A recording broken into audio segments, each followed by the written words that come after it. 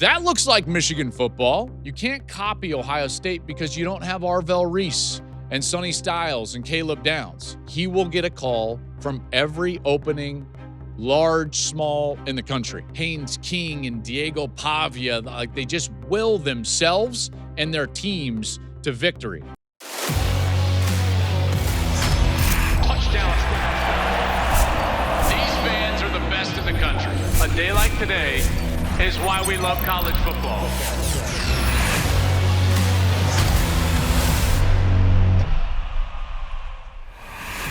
Hey, what's up, everybody? Welcome into the Joel Klatt Show. I am Joel Klatt. This show is brought to you by Graduate by Hilton. We thank them for their support, as always.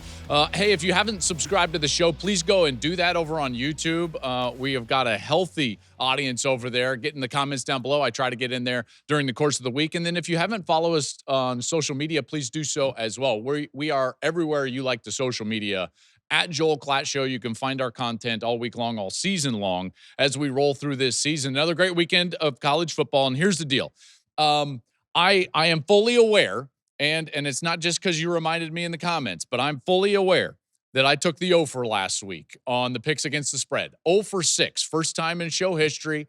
That's a rough one, but you know what? We're going to get back on the horse because that's what we do. We're going to continue to look at these games. We're going to continue to look at these matchups, the locations, the matchups of the quarterbacks and coaches, and try to give you our best previews available. And then, of course, I'll make a pick at the end. Okay, let's get started in this one. The first one is going to be the game that I'll be at. Big noon Saturday, big noon kickoff live from Bloomington as UCLA travels to take on the number 2 ranked Indiana Hoosiers. Still fun to say that, just seeing a program build itself into this point with Curt Cignetti. And really, when you think about the last month, these two programs have been at the center of two of the best stories in all of college football. Indiana's rise to number 2, UCLA coming back from a disastrous 0-4 start. They changed coaches. They beat Penn State. They've now won 3 in a row under their interim head coach, Tim Skipper. That turnaround has been remarkable and really fun to watch from the outside, and I can't wait to now go and cover this game in Bloomington. Let's start with UCLA. So the offense has obviously gotten a lot better. Nico Iamaleava, we know he's been talented, but now this change in coaching staff and more specifically play caller with Jerry Neuheisel calling the plays, it has allowed for a lot more freedom in this offense. You know, when I'm watching this team this week and I'm watching the film, here's what I see with UCLA is that they play with an urgency that was not there prior, and it can only lead me to believe that they understand what they're doing from the level of why and not just what or how. You know, everyone knows what to do on a given play, every team in the country. Some teams know how to do it really well and the fundamentals that'll allow them to be successful. But very few teams understand why they're doing certain things, getting in certain sets, what the concept is designed to do. And those teams and units that understand the why of football are generally the ones that have a lot of success. And I will just tell you, when I watch the film of the first 4 weeks and then these last 3 from UCLA, it certainly seems that they are understanding not just the what and how, but the why of what they're trying to do on the offensive side. And it has given them a lot of freedom. Nico Iamaleava looks like a new player out there for UCLA. So a kudos to Jerry Neuheisel and that offensive staff for clearly understanding that teaching the why is what is important in this sport and what can allow you to have success. And they've done so with these 3 straight wins. And you're starting to see, obviously, like, everyone wanted to throw dirt on Nico Iamaleava during the beginning of the season, and I understand, and that was a messy exit from the University of Tennessee. But you're starting to see why it was such a messy exit, because of the talent, right? If it's not a talented player, then they just go into the portal and they leave and no one thinks anything of it. But there was so much going on with that exit, obviously a high-profile exit because of his talent. That's starting to show up on the field. Now, on the other side, this Indiana team, this is one of the best teams in the country. As we talked about with Bear yesterday in the draft, that was the number 2 draft pick in terms of the national championship draft, which I think speaks to the level of play that you're seeing. This is the only team in the country, by the way, that's in the top 5 in scoring offense and scoring defense. They are balanced. Their quarterback right now is a favorite to win the Heisman Trophy. They've got veteran players that are really good players, in particular on the outside. Love what Elijah Surratt brings them. They can run the football. This is as good of a college football team as there is in the country right now. And I can't wait to go cover them because, again, the energy that Kurt Cignetti has and his staff is infectious. The belief in themselves, the faith in themselves, all of that is the best word to describe it is infectious. And so I can't wait to get out there and get around them. Again, Mendoza, he's been great. Surratt, Cooper, all of them. Now, I will just say like this defense is a bit unique, and they love to attack where an opposing offense is weak. We saw that against Oregon, and they were able to pressure Dante Moore. These two coordinators, Mike Shanahan on the offensive side for Indiana and Bryant Haynes on the defensive side, two elite coordinators that really attack the tendencies of the opposition, and they do so as well as anybody in the country. Here's what's difficult about this matchup, though, is that this defense for UCLA, they don't have a lot of tendencies right now. You know, you look up, Kevin Coyle comes in, and now he's coordinating the defense for UCLA, and he hasn't been there long. This is a new venture in a lot of ways, and because of that, they don't have old tendencies. And because of that, they're also devising a game plan and a structure unique to every week. It's something I've never seen quite before on film. And so I don't think Indiana is going to have those tendencies for Mike Shanahan, the offensive coordinator, to really build against when they're looking at this UCLA defense. That's just something to hold in your hip pocket. Again, Big Noon Saturday is going to be their Big Noon kickoff. Gus, Ginny, and I will have the call as UCLA travels to take on Indiana. All right, let's go to the SEC. A&M, number 3 in the country, 2.5-point favorite at number 20, LSU. This travel to Death Valley has not been kind to A&M in the past. A&M facing them at night in one of the toughest places to play in college football, and now this undefeated A&M team that controls their own destiny to make the SEC championship, this becomes a massive game for them, obviously. But it's also a massive game for LSU, with now the controversy surrounding their head coach, Brian Kelly, and his future at LSU, and what that fan base and those boosters are starting to think about and talk about behind closed doors. They desperately need this win. So this is going to be a team that is talented, plays good defense, and is going to be backed into a corner. LSU is going to be without their starting left tackle. Tyree Adams is going to miss a few weeks. That's not great because the matchup is not great when you're missing offensive linemen, in particular a tackle, because of Cassius Howell. Cassius Howell has 8 sacks for A&M. He's been one of the best pass rushers in the country. Watching him, and I was able to go watch a few cut-ups of him this week, he's explosive and can really get after the passer. So if LSU cannot run the football effectively, Howell will have the ability to have a one-way go, right? Pin your ear back style of pass rush against Garrett Nussmeier, and that is not a situation that's going to benefit LSU. So this defense for A&M, yeah, they didn't play great against Arkansas. Maybe we can chalk that up to the fact that Bobby Petrino knows what he's doing on the offensive side. And ever since that Notre Dame game, they were playing better defense. I do believe they can play quality defense, in particular against a team that has not shown the ability to play very solid on the offensive side of the ball. LSU, they're still, they haven't scored more than 24 points versus any FBS opponent this year. And A&M's defense, I think, is solid. So that's a matchup that I like for A&M. The LSU run game has struggled a bit this season, even though they're a little bit better on paper in the last couple of weeks. That is a bit of a mask. Because they got a few big 50-yard runs that brings their entire average up. But generally speaking, they struggle running the football. If they can't run the football, that means A&M's pass rush will show up. LSU's defense, for the first time all season, struggled last week against Vanderbilt. Diego Pavia got after him with his athleticism and playmaking ability. And now you face Marcel Reed, who's a similar style player. Maybe not Pavia in his creativity, but certainly a player that can impact the game as a threat outside of the pocket. We know this. A&M can run the football. They can throw the football. They've got quality wide receivers on the outside. So what to do with this 2.5-point spread? Again, I don't love taking road teams, and I did it last week, and you know what? Maybe you guys should just fade all of these picks. But when I think about a score, I just think about this matchup. In almost every phase, the advantage lies with Texas A&M. I've got to take the Aggies.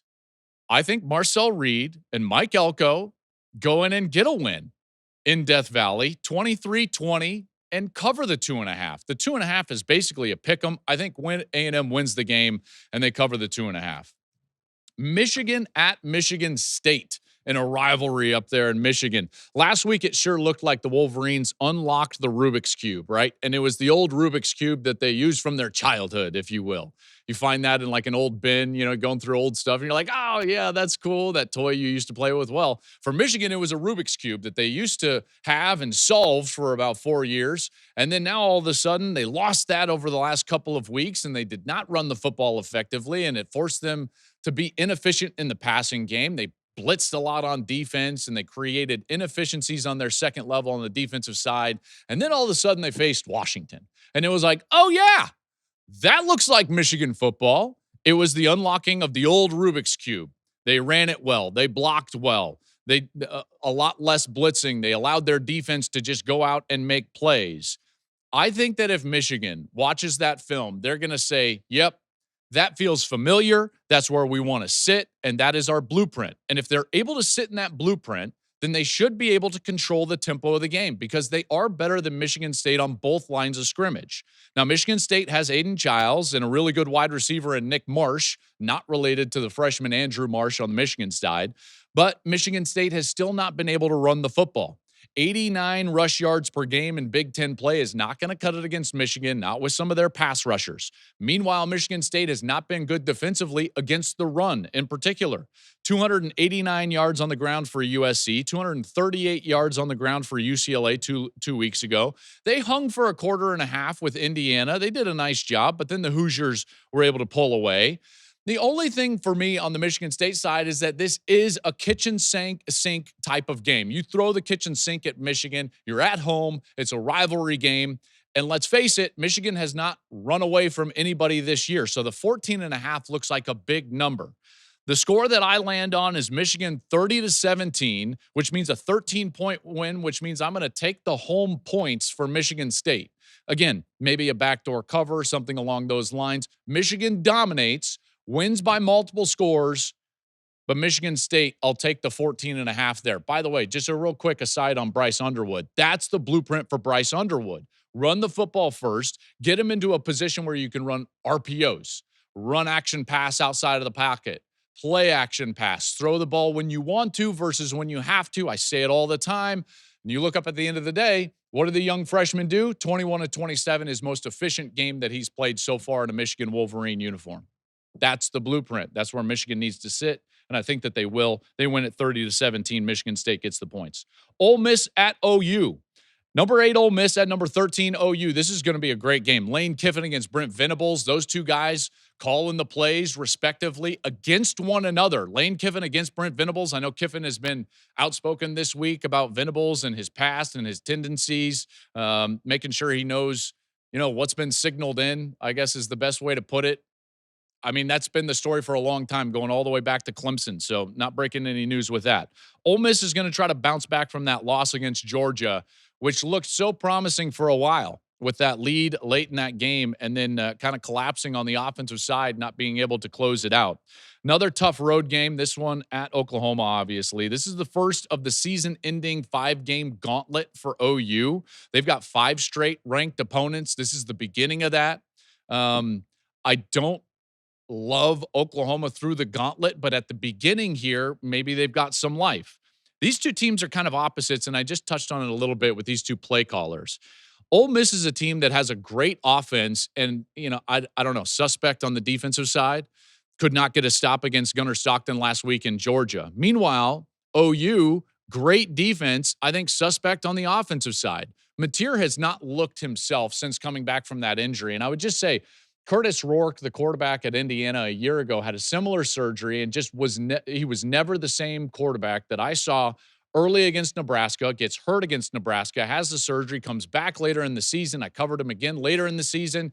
It was not the same offense and not the same player. Even if the ball looked like it was coming off of his hand fine, it just wasn't the same, and I'm getting that same type of vibes with Mateer. Better last week, still hasn't looked like the guy that we saw early in the year, in particular against Michigan early in the season. Can OU get anything out of the run game? they've got to start getting something out of the run game, not named John Mateer. They showed some signs of life against South Carolina. I think that's a bad South Carolina team. Everyone's been running it well against South Carolina, so I don't know if that's indicative of what we might see in development from the run game here against Ole Miss. And then Trinidad Chambliss for Ole Miss. I think that was a huge learning curve moment for him to play that game first in Athens, and then the way that he finished the game with a couple of poor throws. So Chambliss is a guy that I really believe in. He's really talented. This is a guy that I think can put up a lot of points. Lane is going to have a plan in place to try to get some easy completions for him against this defense early in the game. I got burned last week taking a bunch of listen, Oklahoma's favored by 5.5. I did not expect that to happen. I was surprised at this line. And I'm sitting there and I'm thinking to myself, a home game with a good defense, just trust it.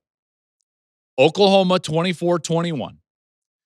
24-21. So here's what I'm going to do. I'm going to take the 5.5 for Ole Miss. I still like that, but I think Oklahoma wins the game 24-21. Somehow, some way, because of that leaky defense for Ole Miss, they find a way to win. They win it by 3, take the points for Ole Miss on the road.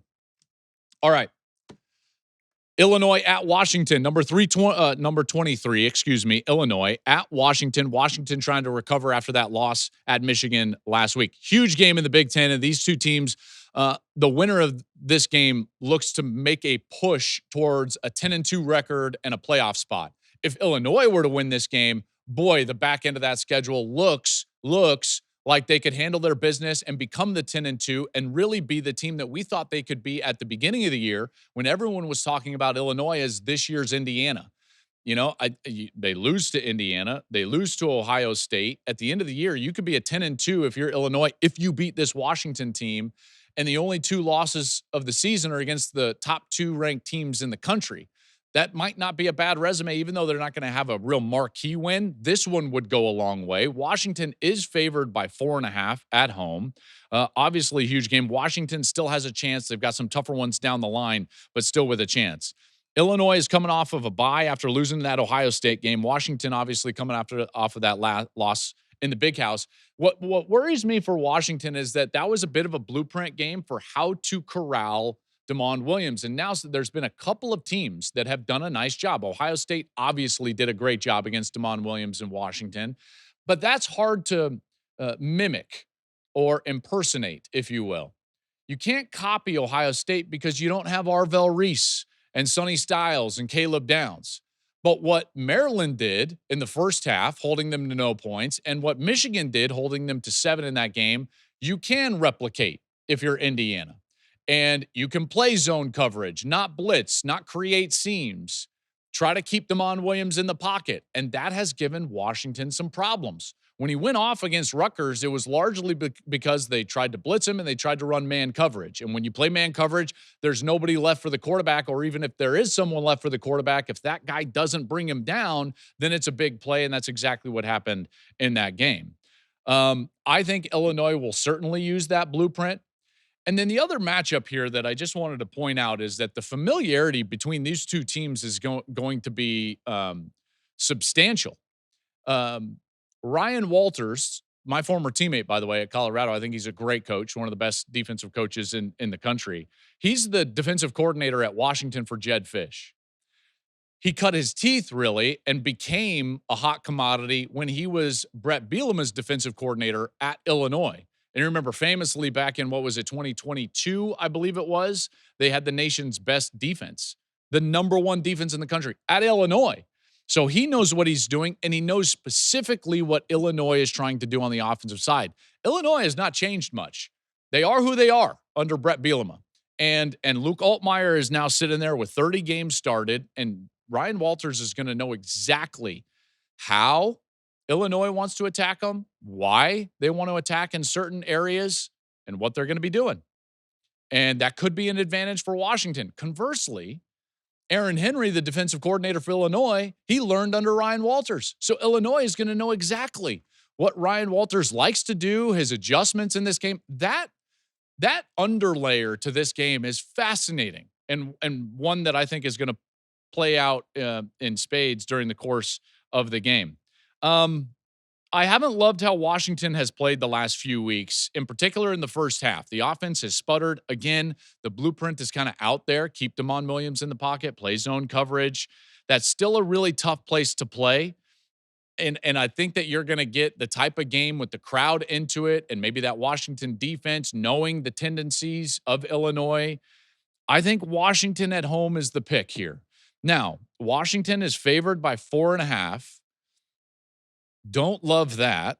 But if Washington were to win this one, 28-24 as the home team, and then Illinois gets the 4.5, this was the same boat I was in last week, taking these road points. But here I am again, and I've got to take Illinois and the 4.5. Washington wins it 28-24, Illinois and the 4.5. Missouri at Vandy. This is a monster game. Can Vandy keep it going? That was a huge win, obviously, over LSU. Into the top 10 for the first time since 1947. How about that for Clark Lee? Clark Lee has done such a good job. That is a great football coach, and he will get a call from every opening, large, small, in the country. He will. Penn State will call him. Florida will call him.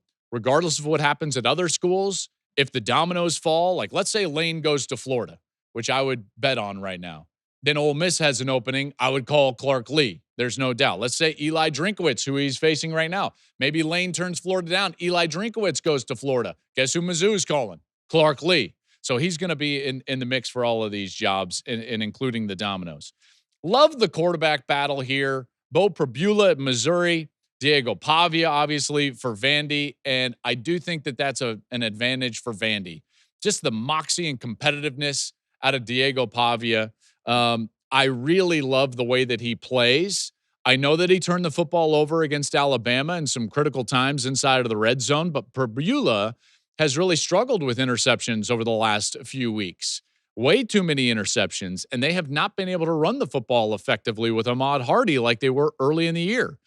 Mizzou has a good pass rush with Zion Young, Damon Wilson. Pavia has only been sacked 5 times because of his elusiveness.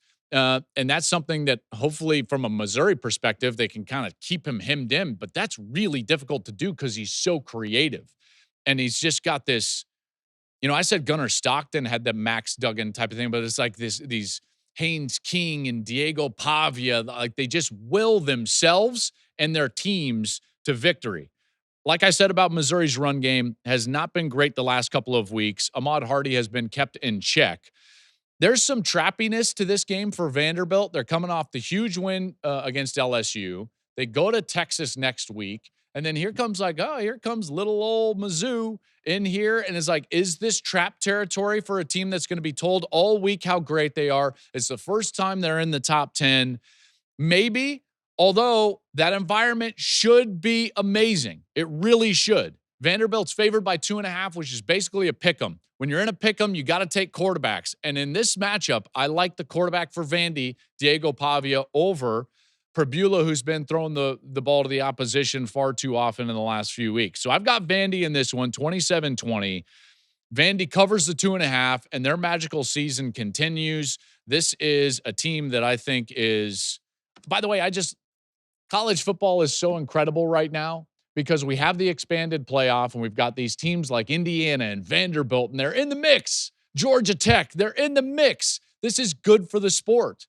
And I think when I think of the structure of this sport, I think of the hemming and hawing that went in for years to this original expansion from the BCS to the 4-team playoff, and then from the 4-team playoff now to what we have with the 12-team playoff.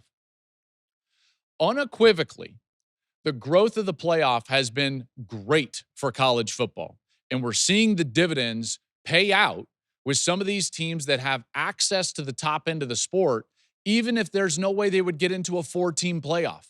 This has been great. They're raising money. Their stadiums are full. Fan bases are engaged. All of this is good for the sport. Now, there's also been a lot of talk recently over the offseason specifically about future expansion in college football. And I would just direct everyone, there's starting to be a little bit of news start to float around. So here's where we're at right now, is that the powers that be would have to agree on a new format in order to change the college football format after the 26th season. They would need to agree basically by early December. So we're about like T minus 40 days here in terms of some sort of structure that everybody can agree upon and move the sport forward. Okay, there's been a lot of different structures thrown out. There's one that is starting to get thrown around that has gained a little bit of traction. So what I wanted to do is just outline it for you. So a bit of news here on the Joel Klatt Show, and this is just trying to bring you up to date about kind of what is being floated. And by the way, I do need to direct everybody because I'm going to try to explain it as best I can. But as you know, these can be hard to just explain or listen to. So either one, go to the YouTube page and you'll have all the graphics up here on the Joel Klatt Show so you can follow along on YouTube. Or go to the Fox Sports website. And I would highly suggest you go to the Fox Sports website because you can read about this proposal, this system, what's being kind of talked about, and you'll have a much better idea of what is going on. So let's get started. So here's what's being floated out there. And it was kind of floated out in the summer, but not in this exact mold or vein. This is a 24-team college football playoff model. And, like I said, it's starting to be talked about and gain a little traction. What I wanted to do is just outline it for you. So here's what it is. What we have right here is that the top four conferences, the Power Four conferences, from each of the Power Four conferences, 4 teams would get automatic berths. So that's over on the left side of the graphic, and those white dots represent the automatic berths for each conference: Big Ten, SEC, Big 12, and ACC. The group of 6, so the lower level conferences, and I'm sorry, I call them lower level, but whatever, group of 6, they're not power conferences, they would get 2 automatic spots from the group of 6, which would leave in a 24-team model 6 at-large selections that would be selected by the CFP selection committee. So that's really broad strokes, top end type of deal. Now, 18 of the 24 are automatic qualifiers and the 6 at-large spots. So we still get a little bit of committee. But let's talk about some of the pros here of what's going on. And you guys know that I feel this way.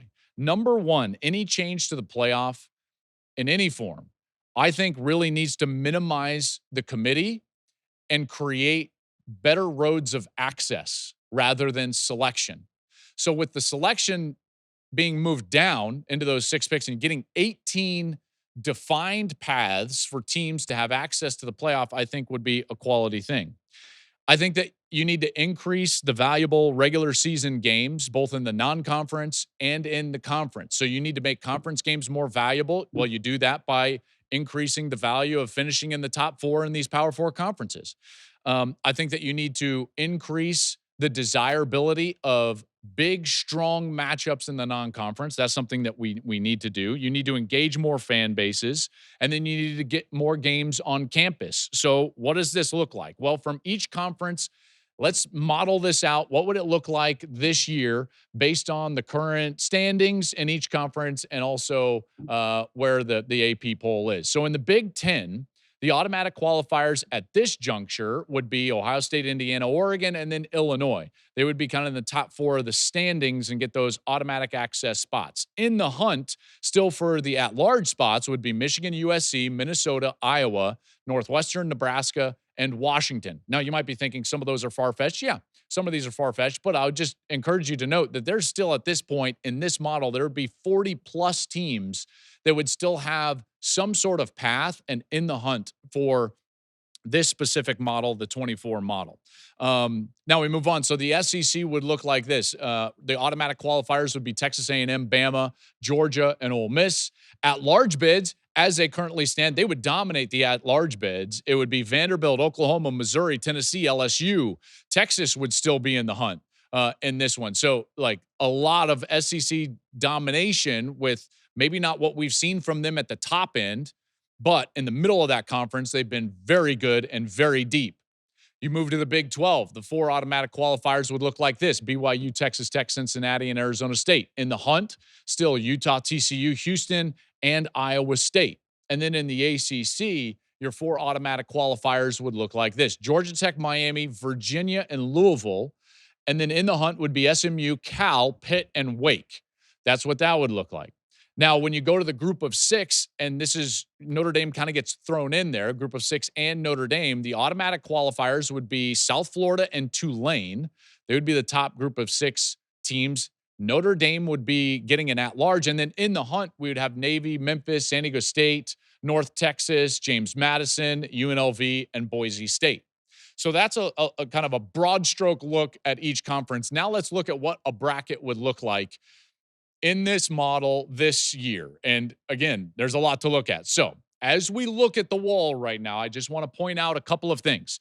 Number one, the asterisks are those teams that are getting in with at-large spots. So those at-large spots are Mizzou, Vanderbilt, Notre Dame, Oklahoma, LSU, Tennessee.